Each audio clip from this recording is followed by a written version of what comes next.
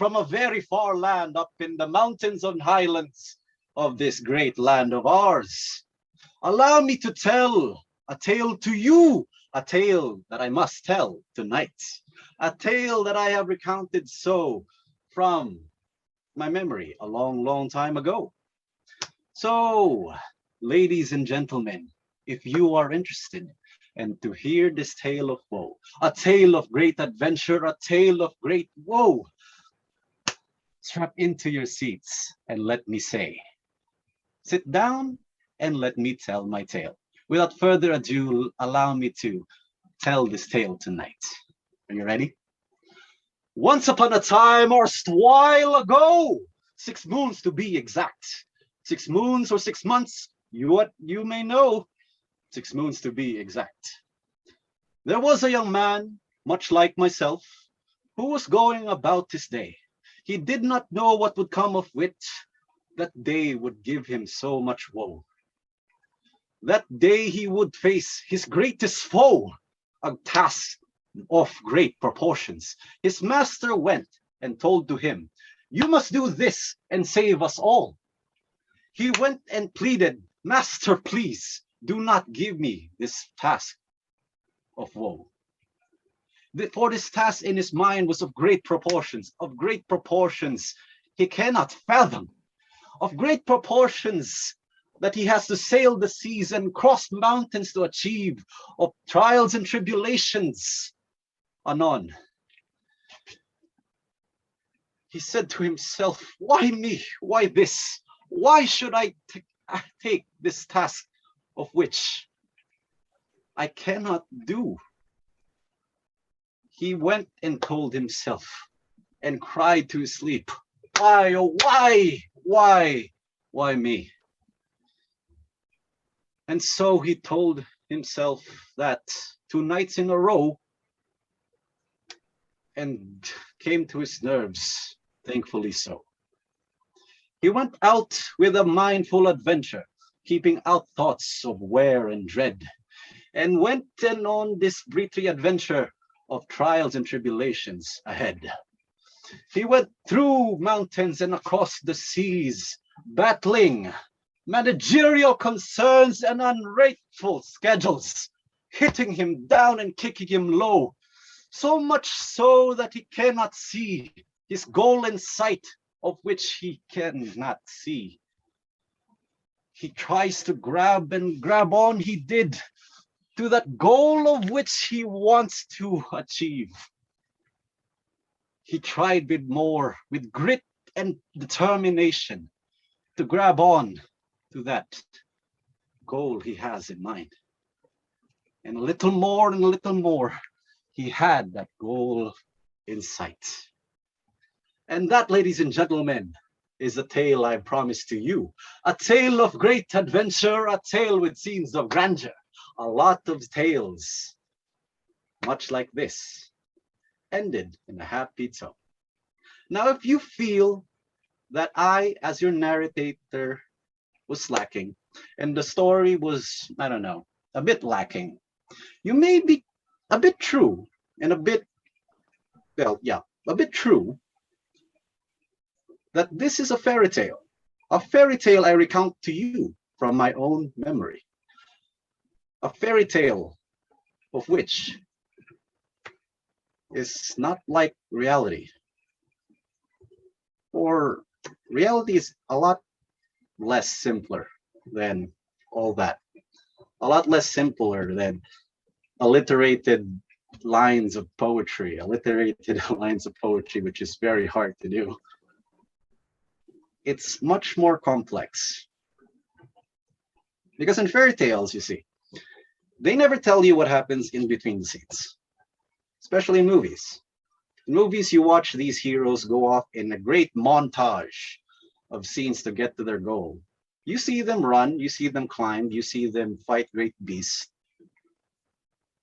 But in the end, they get there so quickly in just one scene that you never know what true hardships they actually experience, what goes on in between the scenes. Like, even though you knew that was the end goal of what happened, there, all those things still happened. All those things in between, of which could have been very hard for them. For me, 6 months ago, I was given a task by the Boy Scouts of the Philippines. A task of which, like the story said, I thought was of great proportions that I thought I can't do. The task was to make an activity for the Scouts of Benguet in order for them to be back in the scouting spirits while in quarantine. And I was assigned to be the lead in this project. Of course, I'm only 19. I have never led anything that big in my life. Something of a provincial level and all that weight and responsibility. It's not something you just thrust upon someone. But like the story said again, I cried for about 2 days, or not. You don't know. But after those 2 days, I thought to myself, this is something I need to do. This is something I need to accomplish, not for me, but for those dependent on me. So I adapted. I did my best to be prepared. To be prepared for this leadership situation that I could have never thought of I would be in. Well, here in my time right now, in this time of my life. I started out with gathering out a few of my friends to help me with these projects, write down some memos, organize a few activities. It was going great. But then I forgot to take into account that that was summer, and people have a lot of time in summer.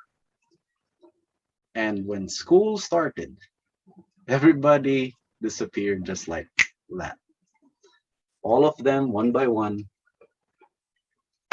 until I was all alone, of which all the responsibility came rushing back to me. Everything I've divided up to everyone came rushing back to me.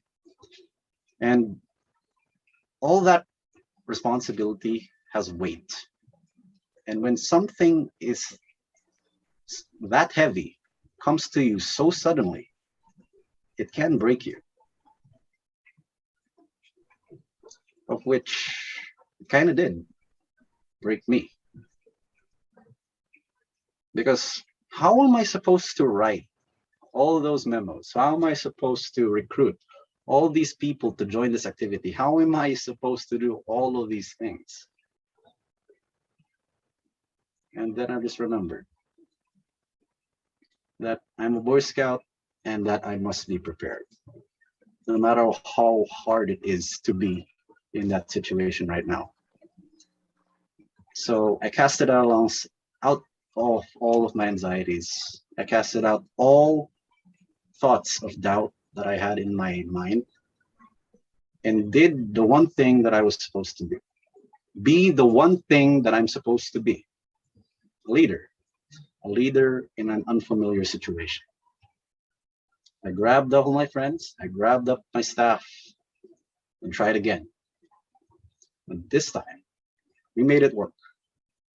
We worked day and night, but we made it work to create an activity deserving of the people dependent on us. Because as a leader, your responsibility is not just to yourself, but all to those people around you. It may feel good at first, like a fairy tale to begin with, but then it just starts to go south.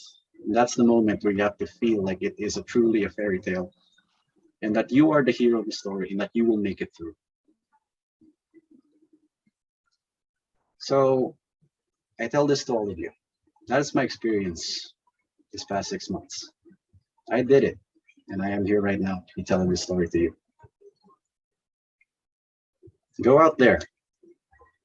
Go out and seek your own adventures of leadership. Go out and seek your own adventure. And just maybe, just might, you may come back with a story of grandeur. Back to you, Toastmaster Ira.